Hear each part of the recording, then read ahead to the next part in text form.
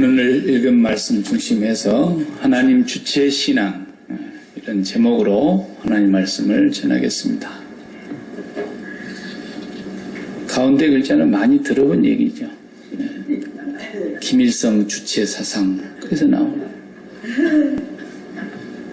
고유명사로 김일성이즘이라 그럽니다. 영어로는. 혹은 또 아들이 나왔을 때는 김정일이즘, 지금은 이제 김정은이즘이라 그러죠. 김일성 주체 아이디어, 주체 사상. 이것은 철학에서 나온 겁니다. 물론 원래 철학자들이 예로부터 연구한 것인데 그것을 김일성이는 그걸 발전시켜서 북한식 세계에서 없는 유일무이한 공산주의를 만들어서 김일성이가 주체다라는 것입니다. 본래 사람이 주체라는 것이 철학인데 사람이 주인이고 사람이 주체고 모든 것을 사람이 생각하고 판단하고 결단하고 이것이 원래 주체라는 의미가 담고 있는 뜻입니다. 그런데 김일성이는 김일성이가 주인이고 김일성이가 모든 걸 생각하고 김일성이가 모든 걸 판단하고 김일성이가 모든 걸 결정하니까 거기에 이의를 다는 사람은 죽음이라는 겁니다. 그 사람은 오류가 없고 그 사람이 행하는 모든 것은 다 옳기 때문에 그 주체 사상을 우리가 굳게 받아들여서 뭉쳐서 그 주체 사상을 발전시키고 그 주체 사상 아래서 기치를 높이 들고 인민민주주의를 세우자 뭐 이런 거짓말 공갈을 한 거죠. 그 길을 거역한 사람은 용서가 없는 겁니다. 하나님이 주체이십니다. 그렇죠? 하나님이 창조하셨습니다. 하나님이 주인입니다. 하나님이 다스리십니다. 하나님이 다시 세우셨으니까 하나님이 다 무너뜨리실 것입니다. 하나님이 심판하십니다. 하나님 뜻대로 됩니다. 하나님 생각을 거스릴 자가 없습니다. 하나님이 하시고자 하면은 아무도 거기에 이의를 달 수가 없습니다. 그것이 하나님 주체라는 뜻입니다. 욥기서는 우리가 다 지난주부터 제가 이번 주까지 욥기서를 읽는 기간인데 욥기는 읽어도 어렵습니다. 일단 번역이 정말 우리말로 옮기는 과정에서 너무 어렵게 되어 있습니다. 그래서 그냥 읽다 보면 머리가 아프고 소설책보다도 재미가 없습니다. 무슨 얘기인지를 잘 모르겠으니까. 그래서 욥기 같은 것을 읽을 때는 세번역 성경으로 읽으면 그나마 조금 이해가 되고 읽기에 편합니다.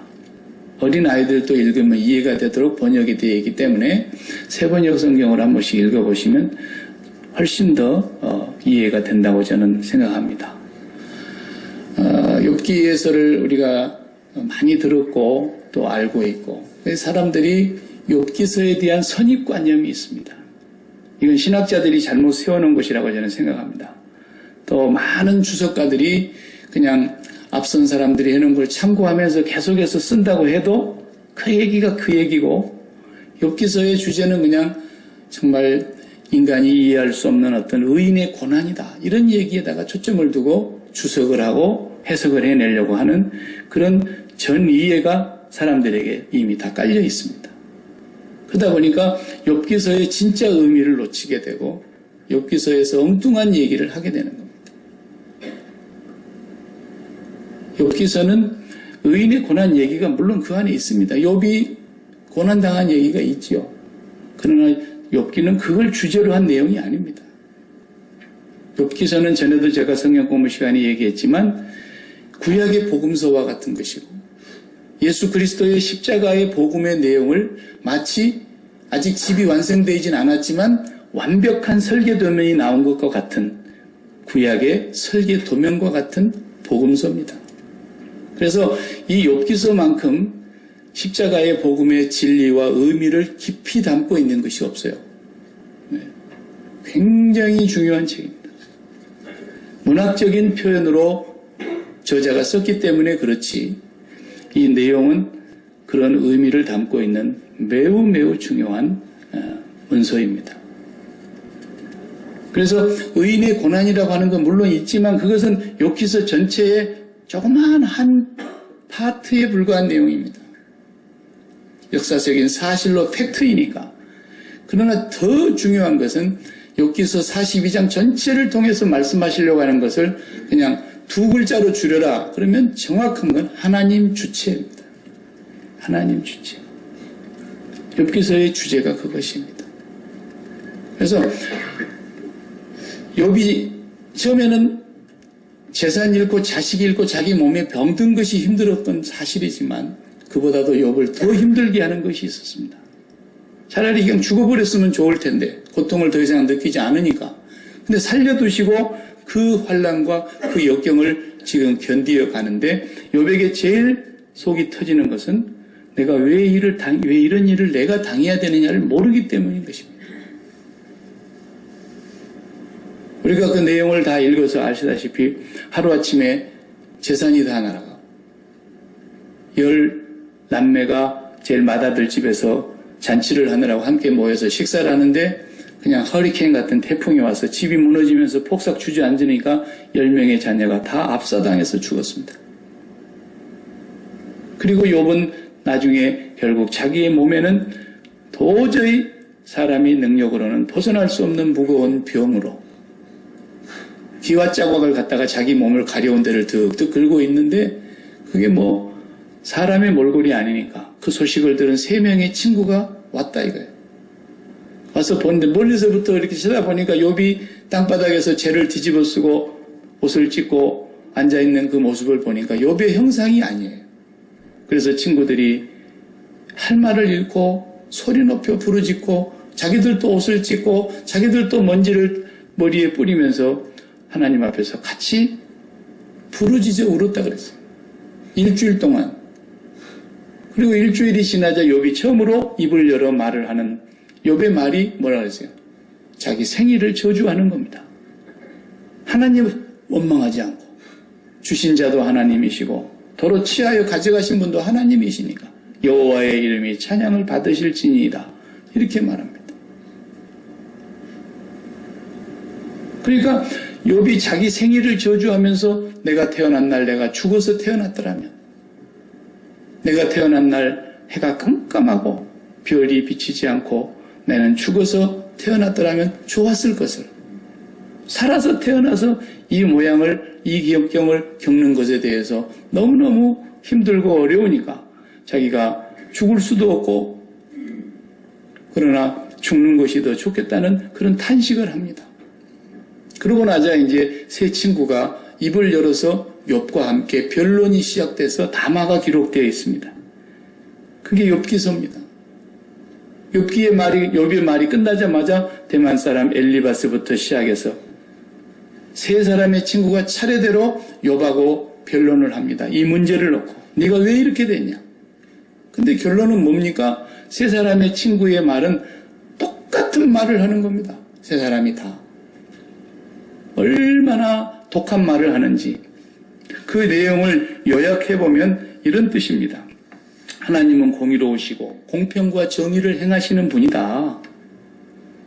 하나님이 공의로우시다는 얘기는 하나님은 선한 자에게 복을 주시고 죄인에게는 벌을 내리시는 공평하고 정의로우신 분이다. 그렇다면 네가 지금 이렇게 어려운 관난과 고통 속에서 네가 이 당한 것은 축복이 아니지 않냐.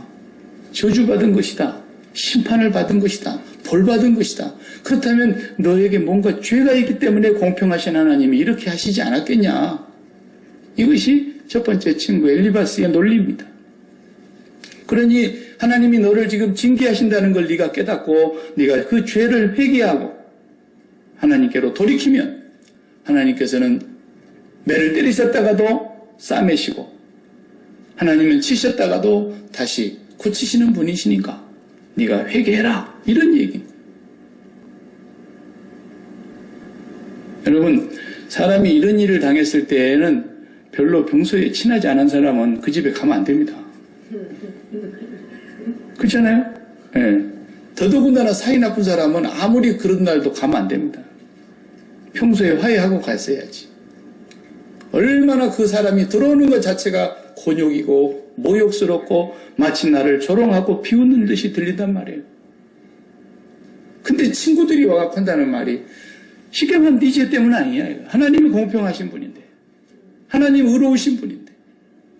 둘째 친구도 그러고 셋째 친구, 갈수록 그 말이 더 진합니다. 어떤 친구는 이렇게 말을 했습니다. 네가 지은 죄에 비하면 벌은 가볍다, 이렇게 말했습니다. 여러분, 이게 할 소리입니까?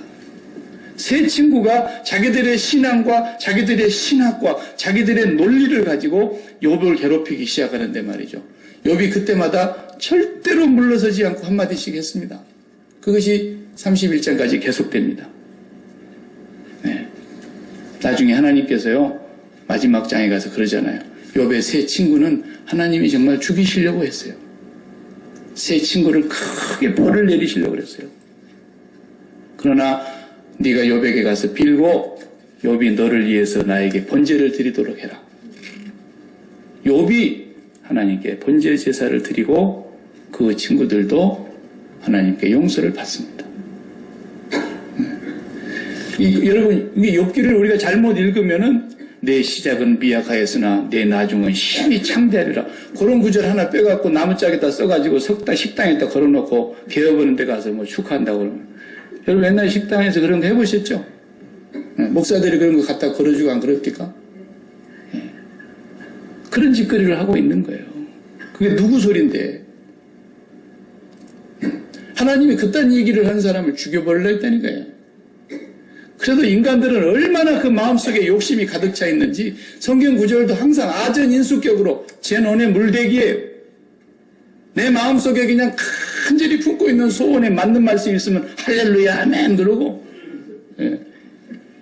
성경을 아주 그냥 이상하게 해석을 하는 거예요. 예. 욥의 친구들이 도저히 해서는 안 될 말들을 너무너무 많이 쏟아냈습니다. 물론 욥도 그랬어요. 욥도 나중에는 내가 무지한 말로 이치를 어지럽히는 자가 누구이니까? 자기라는 거예요. 이치라는 말은 하나님의 뜻이라는 뜻인데 이 무지한 말로 하나님의 뜻을 어지럽힌 자가 누구입니까? 내가 알지도 못한 말을 너무나 많이 했습니다 하고 회개하잖아요. 욥도. 욥의 친구들은 말할 것도 없고. 그러니까 하나님 앞에서 오늘 우리가 교동문에서도 그거 했지만 뭐 산이 바다 가운데 빠지든지 바다가 흉용하여 쓰나미가 일어나서 온 도시를 삼키든지 무슨 일을 당할지라도 하나님의 주체에 의해서 일어나는 일이라는 겁니다. 가끔 뭐 한국 뉴스에 한 번씩 보면은 대통령 했던 두 양반이 둘 다 감옥에 있다. 요즘 하나 나왔대요. 그걸 보면은 무슨 생각이 드냐면 이게 형무소에서 이렇게 구치소에서 끌려 나와갖고 재판장으로 가기 위해서 차에서 내려갔다 이렇게 포승진에 묵히하고 가는 그 장면을 잠깐 보면은 한때는 전 세계를 누비고 다니면서 대한민국을 대표하는 대통령으로서 유엔에 가서 연수를 하면서 그 많은 사람들에게 상원 하원들이 일어서서 박수를 쳐주고 미국에서도 박수를 받고 유엔에서도 박수를 받고 전 세계의 대통령들과 어깨를 나란히 하면서 그런 대접을 받고 국내에 들어와서도 그분의 말 한마디면 모두가 다 그 앞에서 고개 숙이고 그러던 사람이 그 감옥에 있다는 자체가 얼마나 창피스러운 일이며 얼마나 모욕스러운 일이며 얼마나 치독스럽게 죽고 싶은 생각이 들겠냐 말이에요. 아니 그렇습니까? 사람인데도. 그러나 입장을 바꿔놓고 하나님 입장에서 한번 봐보세요.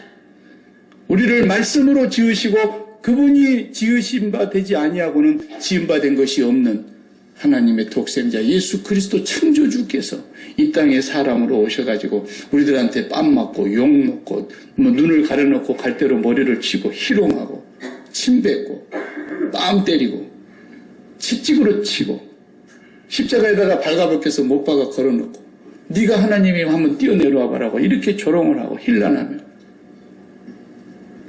그분이 당하시는 그 고통은 육체적인 아픔을 말할 것도 없거니와 하나님이신 자가 피조물들에게 당하는 고통은 어떠했을까요? 그렇지만 그분은 뭐라고 말했습니까? 위에서 주지 아니하셨으면 네가 아무것도 할 수 없다. 빌라도 앞에 가서 그렇게 얘기하지 않습니까? 이게 하나님 주체를 인정하는 겁니다. 하나님이 너에게 이때의 이 시간에 너에게 이 권세를 주지 않았다면 네가 뭐 아무것도 할 수 없지. 우리는 하나님의 주체를 인정하고 사는 것, 이거 하나가 우리 신앙에서 제일 중요한 겁니다. 박 목사가 오늘 설교를 하고 이제 집에 돌아가서 오늘 마지막으로 내가 여러분 갑자기 박 목사가 죽었습니다 라는 소식을 듣는다 할지라도 그것이 하나님의 주체에서 일어나는 일이라는 걸 인정할 수 있어야 된다는 얘기입니다. 아이고 젊은 사람이 갓길이 창창한데 왜 이렇게 죽을 사람 안 죽고 엉뚱한 사람이 죽었나, 이런 얘기할 이유가 아니라는 얘기입니다. 여러분, 철저하게 우리는 무슨 일이 벌어져도, 이것보다도 더 험한 일이 벌어져도 하나님의 주체에 대해서 우리는 인정해야 된다는 것입니다. 하나님은 그 모든 이유를 우리에게 다 설명하실 필요도 없고 설명해야 할 이유도 없는 분입니다. 그분은 전능하신 하나님이세요. 그래 욥이 이런 고통 속에서 하나님을 한번 보고 싶은 겁니다. 제일 힘든 게 그거였어요. 그래서 욥이 나중에 고백을 하지 않습니까? 23장에 가서 보면 그런 고백을 합니다. 이렇게 말했어요. 내가 어찌하면 하나님을 발견하고 그의 처소에 나아갈까? 그런데 내가 앞으로 가도 그가 아니 계시고 뒤로 가도 보이지 아니하며 그가 왼쪽에서 일하시나 나는 만날 수 없고 그가 오른쪽으로 돌이키시나 배울 수가 없구나. 그러나 내가 가는 길은 그가 하시나니 그가 나를 단련하신 후에는 내가 순금과 같이 되어 나오리라. 이렇게 얘기하는, 하나님 한번 보고 싶다.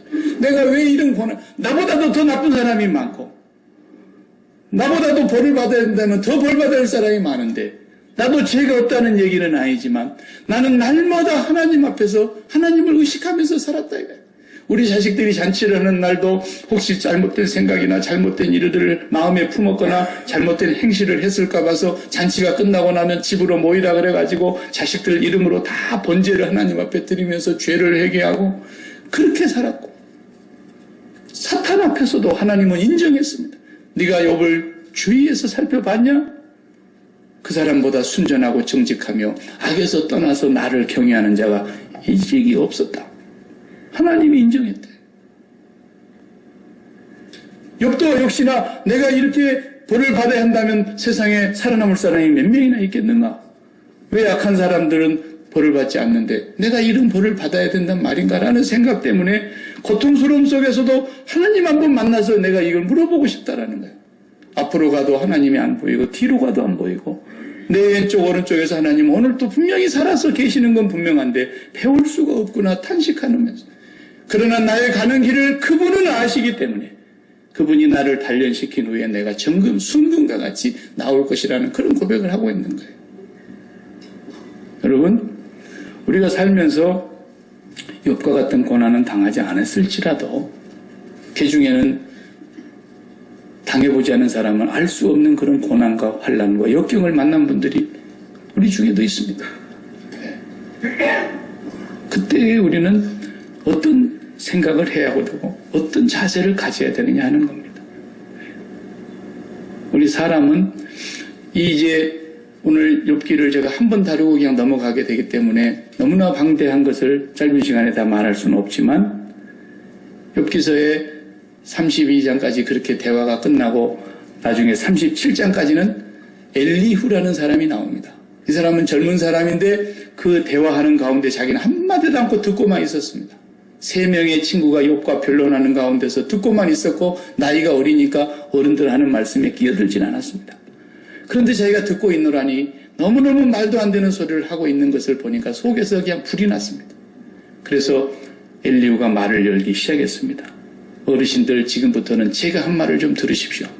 나는 지혜가 어른들에게 더 있는 줄 알고 여러 어르신들께서 하시는 말씀에 대하여 저는 지금까지 듣고만 있었는데 그대들의 말을 들었고 보니 어리석은 사람들의 말과 별반 다를 것이 없는 것 같습니다.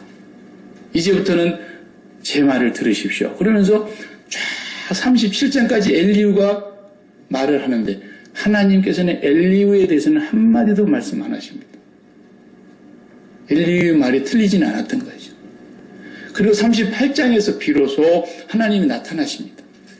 그렇게 보고 싶었던 하나님, 한 번 만나서 내가 왜 이런 삶을 만나야 하는가를, 내 이렇게 힘든 역경을 내가 왜 지나야 되는가를 하나님께 묻고 싶은데 내 친구들도 소용없고 내 친구들이 아무리 말해도 그건 뒷전에도 들리지 않고 하나님께 묻고 싶다.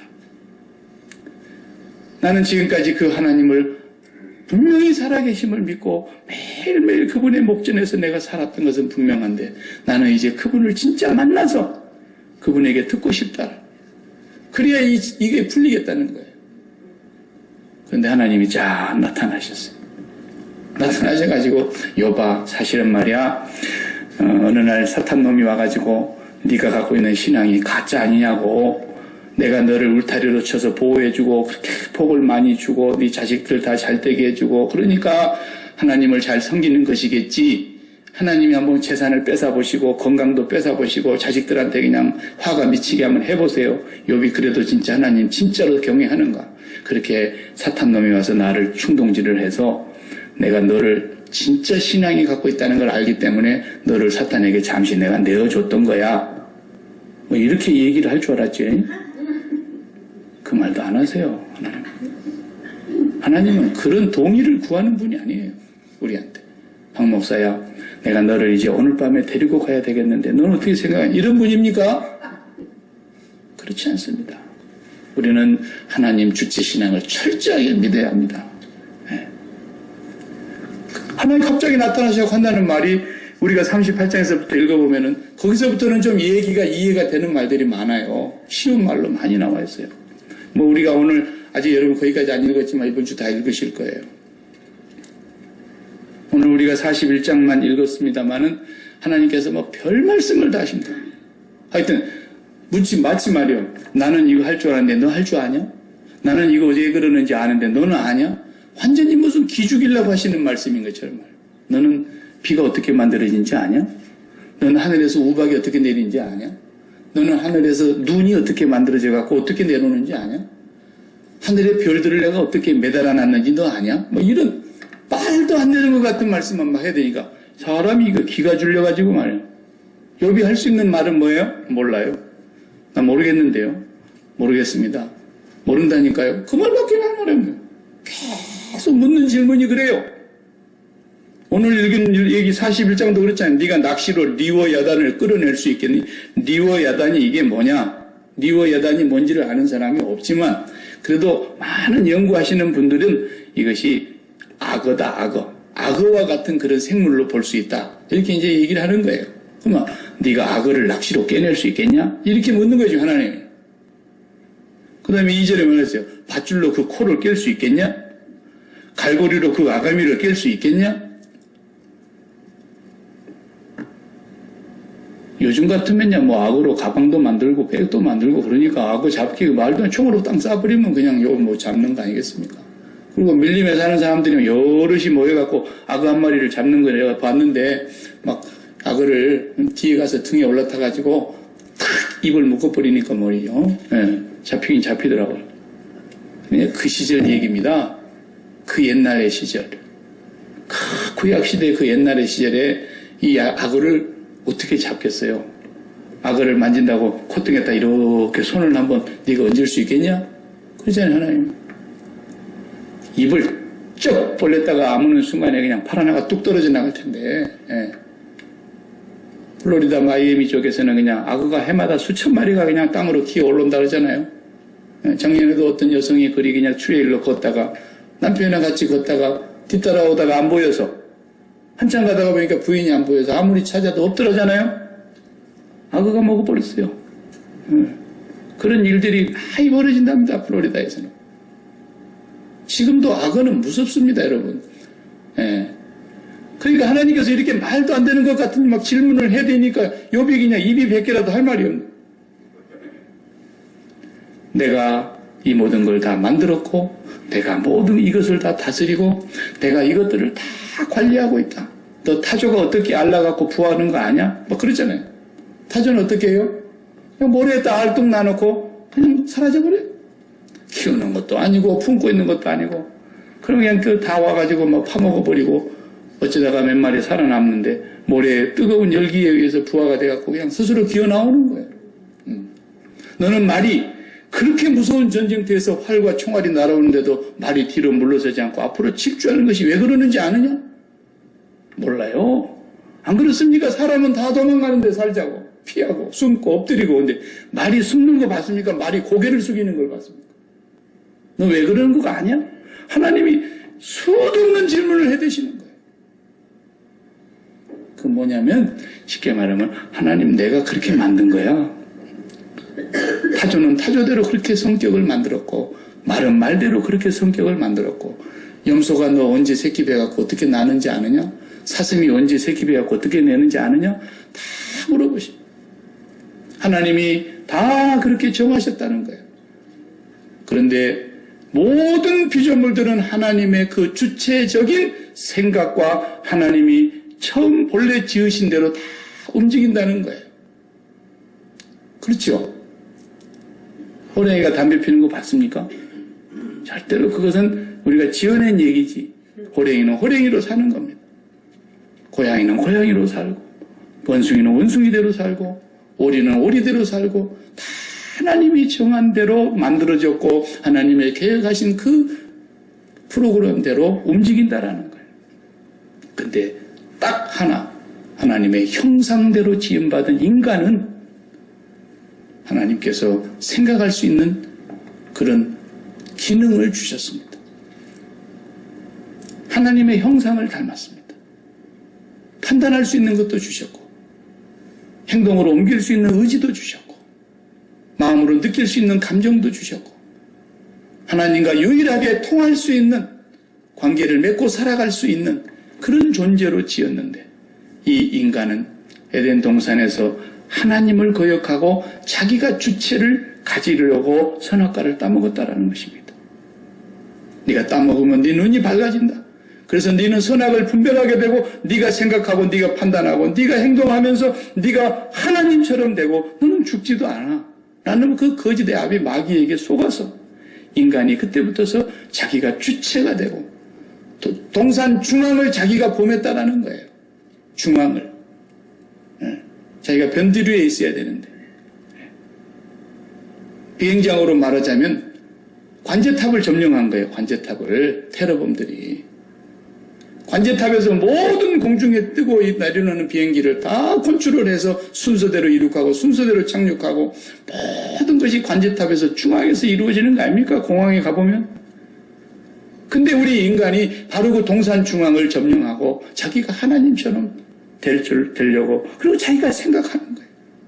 이 생각이라고 하는 것이 바로 기계로 말하면 엔진 같은 것입니다. 엔진. 우리 차도 보면은 두 가지가 있지 않습니까? 대개 요즘은 전기차도 나옵니다만 과거에는 가스로 휘발유로 가는 가스차가 있고 그 등유로 가는 이 디젤차가 있잖아요. 지금도.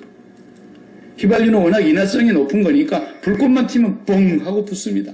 그래서 휘발유는 그 불꽃으로 점화를 해가지고 점화 플러그에서 나오는 불꽃으로 점화를 해서 실린더를 가동해가지고 그 동력을 만들어내는 것이고 디젤 기관차 디젤은 그냥 그 불을 잘 안 붙어요. 그건 불꽃 갖고 안 되니까 실린더 안에 강력한 순간 압축을 통해서 열을 500도 이상 끌어올려가지고 거기에서 점화를 분사식으로 하는 겁니다.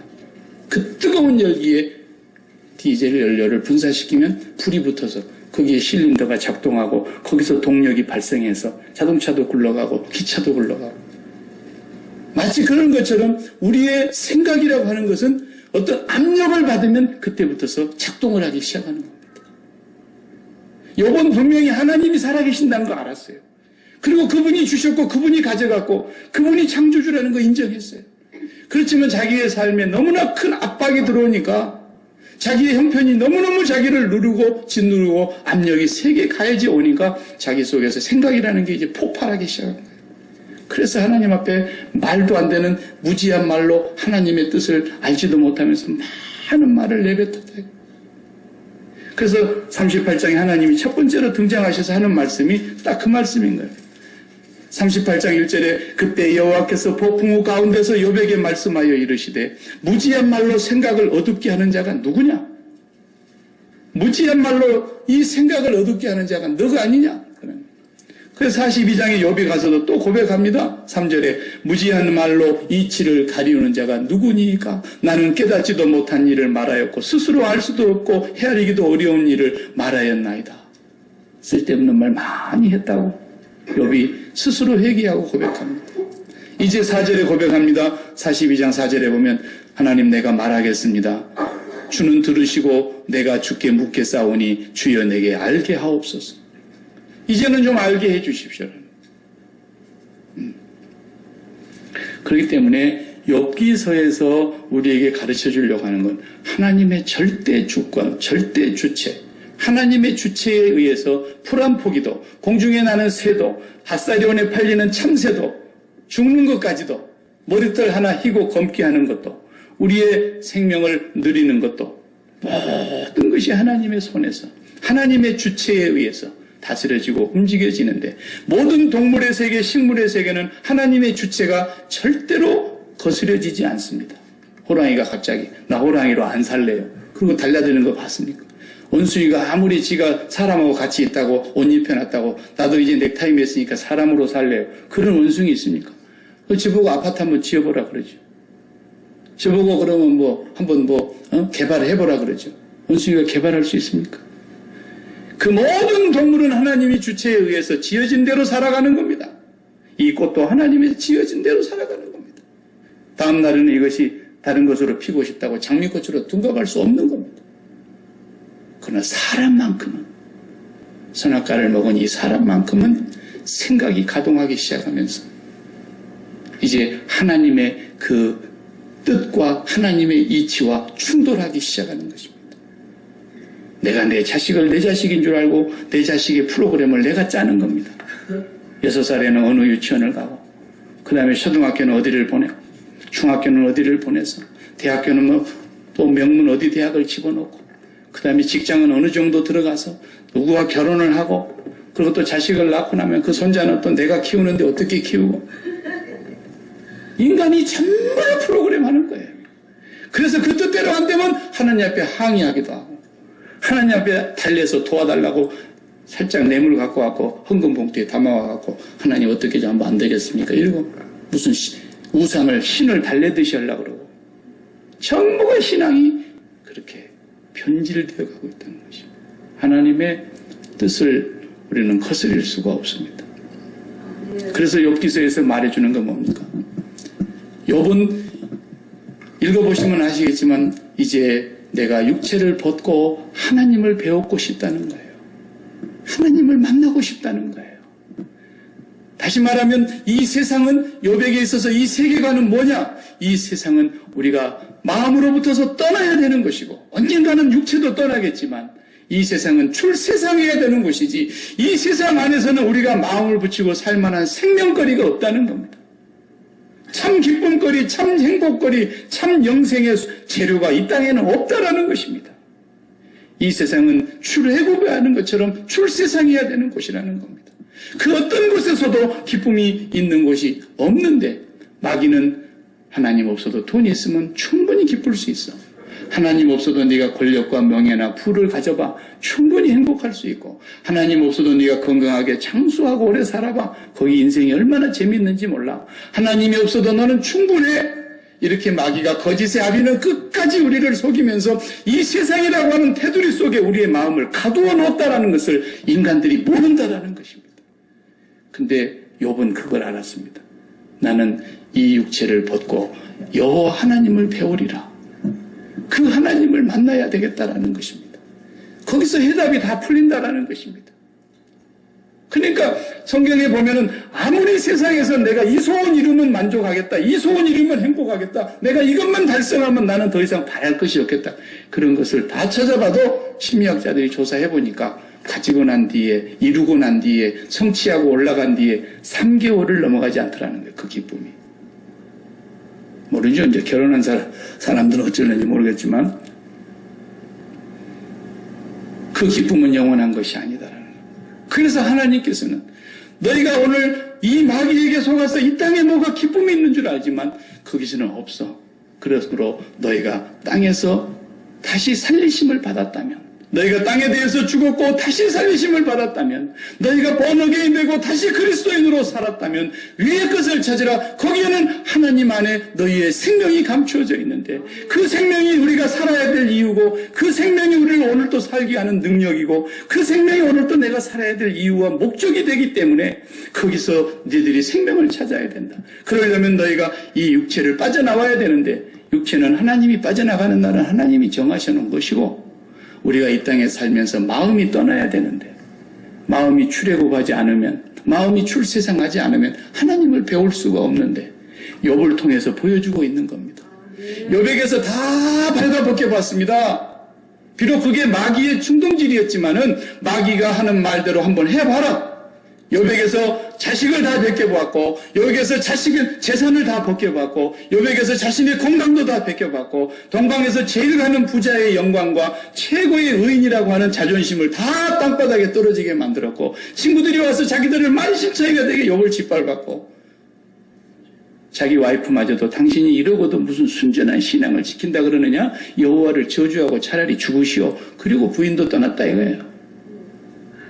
이 세상에 아무런 기쁨이 없다라는 것을 욥은 알고 있습니다. 그러나 하나님을 만나야 되겠는데 아직도 이 하나님을 배웁지를 못하고 있어서 앞으로 가도 뒤로 가도 옆으로 가도 좌우를 봐도 하나님은 분명히 계시는데 만날 수가 없음을 탄식하고 있었던 것입니다. 그리고 마침내 하나님을 배웠습니다. 그러고 나니까 뭐라 그래요? 무지한 말로 이치를 어그린 자가 누구였습니까? 저였습니다. 알지도 못하는 말을 너무 많이 내뱉었습니다. 잘못했습니다. 그렇죠. 네. 부자하고 나사로 얘기 잘 아시지 않습니까? 부자는 날마다 호화호식하며 연락하면서 고운 자색옷과 고운 베옷을 입고 매일 잘 먹고 잘 살았더래요. 누가복음 16장에 나오지 않습니까? 거지는 그 부자의 문간에서 그 버린 음식물 쓰레기통을 뒤져서 거기서 허기진 줄인 배를 채우면서 온몸이 헐어서 물이 질질 흐르는 그곳은 개들이 와서 핥더라 그랬습니다. 자, 둘 다 죽어서 하나는 아브라함의 품에 갔고 하나는 지옥의 불구덩이에 갔습니다. 거기에 가서 보니까 하나님의 관점에서 보니까 부자가 부럽습니까? 나사로가 부럽습니까? 나사로는 모든 것이 해답이 다 풀렸습니다. 하나님을 만나는 순간 풀렸다는 걸 보여주는 겁니다.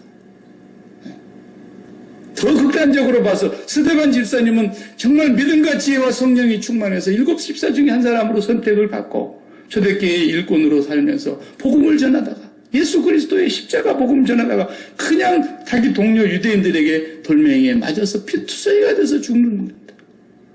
그 자리에서 하늘을 우러러 볼 때에 부활하여 보좌 위편에 계신 주님이 스데반과 눈이 마주치는 겁니다. 그때 스데반의 입에서 나오는 소리가 아버지여 저들의 죄를 저들에게 돌리지 마옵소서. 저들은 자기들이 하는 걸 알지 못합니다. 그리고 잠이 드는데 스데반의 얼굴을 사람들이 봤을 때 천사의 얼굴과 같더라는 겁니다. 그 증인이 그 자리에서 옷을 막고 있으면서 저놈 죽이라고 소리쳤던 옛날에 사울, 지금의 사도 바울, 이분이 증인 아닙니까? 자기가 죽이는데 앞장섰으니까. 그러나 스데반이 그 자리에서 하나님을 배우는 순간 자기가 지금 죽어가는 이 상황의 문제가 답이 다 풀리는 거예요. 그들을 용서해달라고 기도 나온 거 보면 답이 나온 거죠. 그렇기 때문에 우리는 하나님께서 하시는 일을 다 할 수도 없고 우리의 사건 하나하나를 하나님이 해명해 줄 필요도 없고 우리가 아무리 부르진다 해도 그분이 다 응답해 줘야 될 이유도 없어요. 하나님은 당신의 주체대로 하시는 분이십니다. 하나님 그분이 하시는 일은 절대로 오류가 있을 수 없고 실수함도 있을 수 없고 하나님은 영원히 하나님이십니다. 그걸 인정하라는 것입니다. 그걸 인정하려면 우리의 생각을 꺼야 됩니다. 이 생각을 가동시키는 순간부터 우리는 판단하기 시작합니다. 그래서 뭐가 옳은가를 판단하면서부터서 계속 생각을 돌리니까 이걸 쉴 수 없이 생각을 돌리면 머리가 어떻게 돼요? 터질 것 같죠. 그리고 심장은 어떻게 돼요? 새카맣게 타버리죠.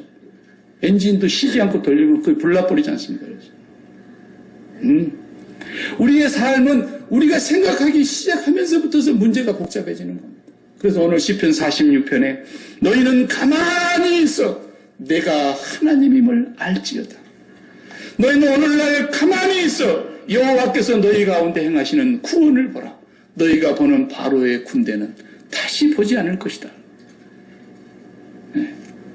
그러니까 사람들이 가만히 있으라 그러니까 그럼 내일부터 일터에 출근 안 해야 된다는 얘기입니까?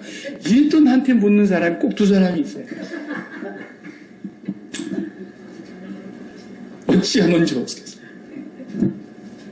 그 말이 아니죠. 가만히 있으라는 말은 그런 뜻이 아니죠. 네 생각을 가동하던 엔진을 꺼라. 내가 주체다. 내 생각과 네 생각이 날마다 충돌하고 있다. 내 생각은 네 생각보다 하늘보다 높다.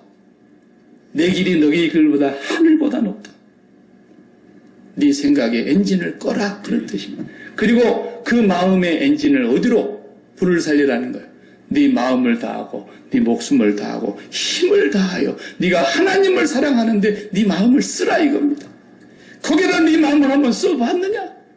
왜 거기에다 마음을 쓰지 아니하고 왜 생각을 네 멋대로 가동하느냐라. 산악 까먹고. 하나님께서 우리에게 아들을 주시고 딸을 주시고 자녀를 주신 것은 그 자녀를 통해서 이 땅에서 행복을 누리고 자녀를 통해서 꿈을 실현하고 자녀를 통해서 다른 사람들한테 어깨를 펴고 자랑하라고 주신 게 아니라 그 귀중한 자녀도 하나님의 자녀인 줄 알고 하나님의 주체에 돌려드리고 아브라함처럼 그 자식을 하나님께 돌려드리고 하나님을 내가 더 사랑한다는 걸 표현해보라고 자식 준 겁니다. 하나님 나에게 돈을 주시고 물질도 주시고 재능을 주시는 것은 그것 가지고 남들보다 더 잘 살고 호화오시고라고 주는 게 아니라 정말로 네가 하나님을 더 사랑한다면 하나님의 뜻대로 주신 그것을 한번 써보라는 거예요. 네 몸뚱아리 그거 조금 있으면 썼고 조금 있으면 엄마 아빠 하던 애들도 냄새난다고 달라도 따를 텐데 그 몸뚱아리 더 젊게 보이고 그거 젊다 정말 보들보들하게 보이고 그거 더 좀 더 야들야들하게 만들기 위해서 그렇게 해가지고 나는 70살인데도 이렇게 젊게 삽니다. 그런 거 자랑하라고 주신 게 아니고 그 몸으로 죽었다가 다시 산 자를 위해서 살아도 주를 위하여 죽어도 주를 위하여 네가 얼마나 하나님을 사랑하느냐를 표현하는데 네 몸뚱아리 한번 써보라는 거예요. 이 세상에 무엇에서 기쁨을 얻으려고 그러느냐는 하나님을 사랑하는 일에 네 마음을 쏟아보라는 거예요. 그러면 하나님께서 왜 힘을 주시지 않겠느냐는 거예요. 욥기는 그걸 우리에게 말하려고 하는 겁니다. 고난이 와도 하나님은 우리에게 대답해야 될 의무가 없어요. 제가 오늘 마지막 설교를 하고 이제 눈을 감아도 하나님 앞에 불만이 없다고요. 그 하나님을 인정하고 그 하나님의 주체 앞에서 날마다 내 생각을 십자가에 죽이면서 이 세상은 오래 장수해야 될 세상이 아니라 이 세상은 언젠가는 떠나야 될 언젠가는 뒤집어질 세상이지만 이미 2000년 전에 그리스도께서 죽으신 그 십자가 안에서 우리가 죽은 자이기 때문에 세상은 마음에서 떠나야 될 곳이라는 것을 깨닫고 살라는 것입니다. 그리고 우리를 진정으로 기쁘게 하실 분, 진정으로 참 생명으로 함께 하시는 분은 저 위에 계신다는 것을 잊지 말고 그분을 날마다 구하라는 것입니다.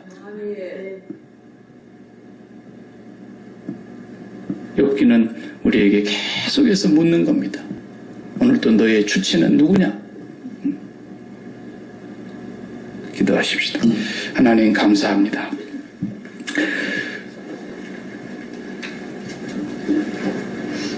욥이 당한 그 고통을 우리는 당해보지 않아서 모르지만 주님은 욥하고는 비교할 수 없는 십자가의 고난을 당하셨습니다. 그는 근본 하나님의 본체이셨고 하나님과 동등된 분이었으나 오히려 자기를 비워 자웅의 형체를 가지셨고 하나님과 동등되지 아니하셨습니다. 그리고 십자가에 못 박혀 죽기까지 복종하시며 하나님의 뜻이 이루어지기 위하여 하나님의 주체에 순종하셨기에 오늘 저희같이 무지하고 어리석은 말로 이치를 어둡게 하며 하나님의 뜻을 거스리고 불순종했던 저희들을 구원해 주셨고 용서해 주셨고 아버지의 영원한 생명으로 새롭게 거듭나게 해 주심을 감사합니다. 주님 때문에 받은 이 은혜와 이 사랑과 이 축복을 저희들이 마음 깊이 깨닫고 이 땅에 사는 것이 나를 위해 사는 것이 아니라 나를 위해서 죽었다가 다시 사신 자의 뜻을 위해서 하나님의 주체적으로 살아가는 백성들이 되게 하여 주옵소서. 욥도 그러하였거니와 그래서 바울 사도도 내가 몸을 떠나 그리스도와 함께 있는 것이 더 좋겠다고 말씀하셨으며 이 세상이 우리의 영원한 안식처가 아니라는 것을, 이 세상이 우리를 결단코 기쁘거나 행복하거나 만족하게 해줄 수 있는 것이 아니라는 것을 날마다 잊지 않고 나그네로 살아갈 수 있는 저희들 되게 해주시고 아버지 하나님 한 분을 향하여 우리의 마음과 뜻과 힘을 쏟아 주님을 사랑하는 일에 저희들이 삶을 바칠 수 있도록 성령께서 오늘도 우리 각 사람의 마음을 감동하시고 인도해 주옵소서. 예수님의 이름으로 기도하옵나이다. 아멘.